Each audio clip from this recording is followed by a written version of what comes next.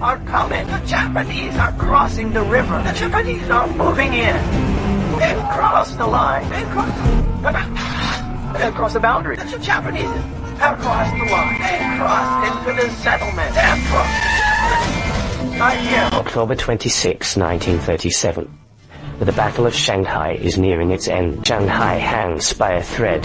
To garner international diplomatic support, the government ordered me Zhiying to lead the 524th Regiment of the 88th Division to hold Zhiying warehouse. This was to demonstrate our army's unwavering resolve against the invaders. At that time, we were separated from the international settlement by only a river. On one side sat the Paris of the East, thriving in peace and luxury, while here, at Zhiying warehouse, it was a living hell. I stood before the warehouse, looking at these young brothers who had come from all corners of the country.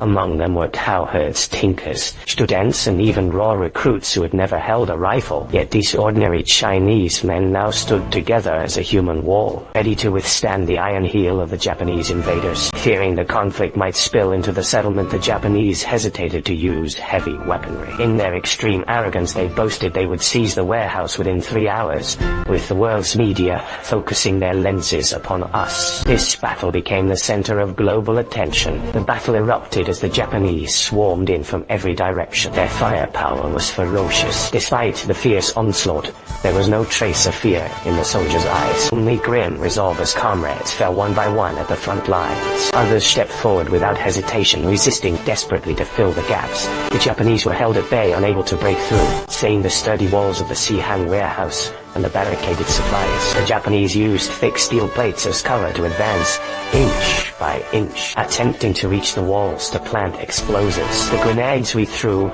were all deflected by their steel shields. At this critical moment, a soldier from Sichuan, named Chen Shusheng, realized the enemy's plan. There goes all the buildings. We're all finished. After leaving a final blood-written note, Chen Shusheng rushed toward the demolition point without a second thought. At only 21 years old, he strapped himself with bundles of grenades. Pulling the fuses, he leapt from the 5th floor window into the enemy ranks, sacrificing his life to take the enemy down with him.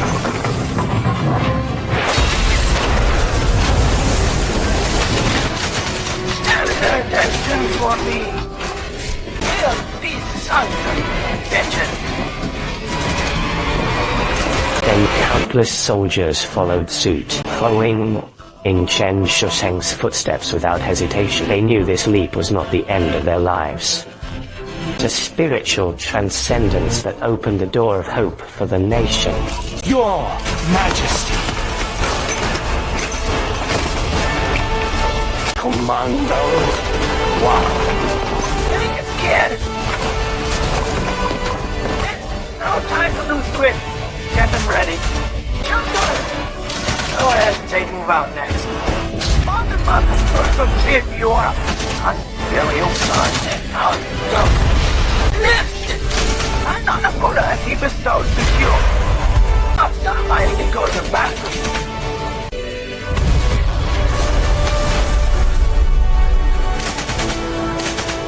My name is Liu Gyo.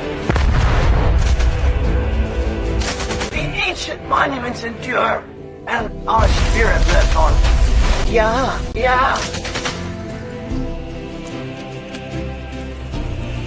Don't point that at me!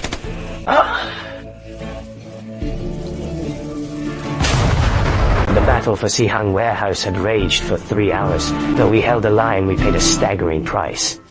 Watching from across the international settlement, our compatriots were profoundly shaken by the carnage. Their national spirit was instantly ignited, and they became determined to reach out to us. Civilians in the international settlement spontaneously organized to lay communication lines for the defenders. To avoid drawing Japanese fire, they cleverly used the German flag as cover above their heads. Carrying vital supplies and telephone lines, they bravely crossed the only bridge connecting the two banks. But the Japanese army would not stand idly by. Avoiding the flags, they specifically targeted the telephone lines held by the civilians. A brave man rushed out to retrieve a dropped line, only to be ruthlessly gunned down by the Japanese. In the face of such peril, the others were forced to temporarily abandon the lines. Continuing across the bridge, With only the supplies, witnessing this, crowds of onlookers stepped forward to volunteer to deliver the lines hanging from the bridge. Daozi was among them.